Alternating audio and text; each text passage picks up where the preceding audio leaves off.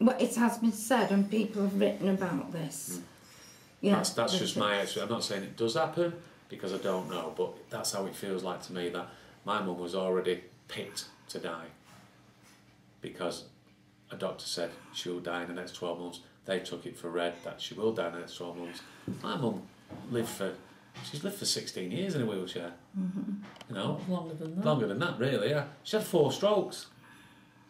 You know, she's beat cancer. She's had cancer, and wasn't going to come round after that because she was that poorly. They didn't give her a chance. They didn't give her a chance. But she fought it. She fought it and beat cancer. Then she went on to have 4 strokes, 2 massive strokes. Left her disabled in a wheelchair. Left her disabled. But and she still fought on. She still fought on.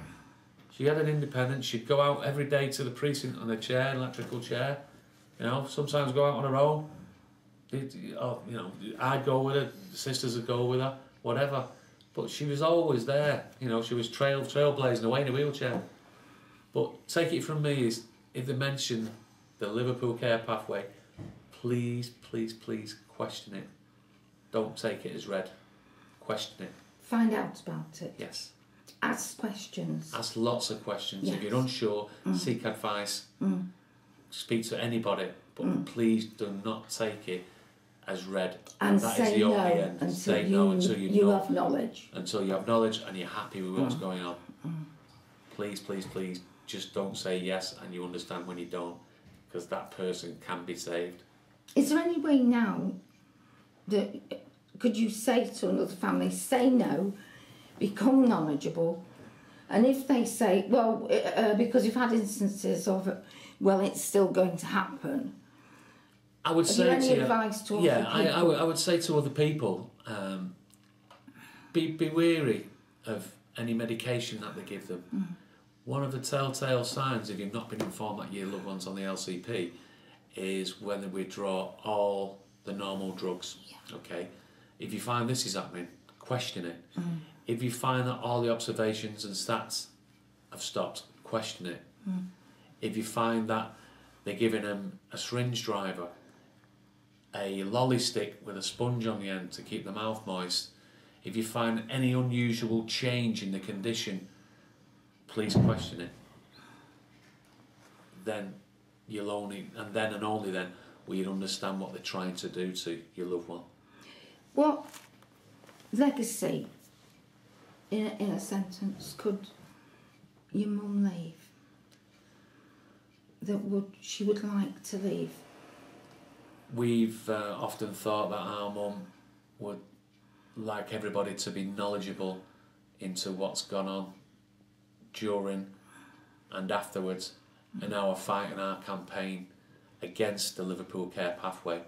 I would love people to come and join us. We have a social media network group where you can get involved. We have people like Alert, you know, we have a lot of people, you know, Distant Voices are on board with us. We would just love everybody to come together and help fight the cause to stop the Liverpool Care Pathway.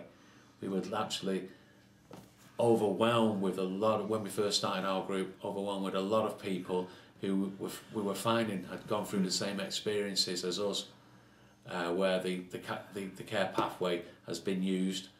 I don't like using the word Liverpool Care Pathway because I think it's an insult to the people. It's been called the River Styx now. Yeah, because it was nothing to do with the Liverpool people. You must remember that. It's a death pathway. That's because there's no escape off it. Once you go on it, there's no escape unless you are physically taken off it by one of your loved ones. It's a self-fulfilling prophecy. Annette, just tell us one last thing about your mum. Happy, strong-willed, do anything for anybody. Even though she had her own disability, she'd still help others. Very caring.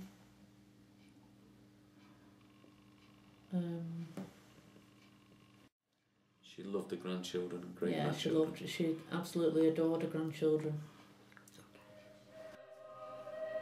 Thank you.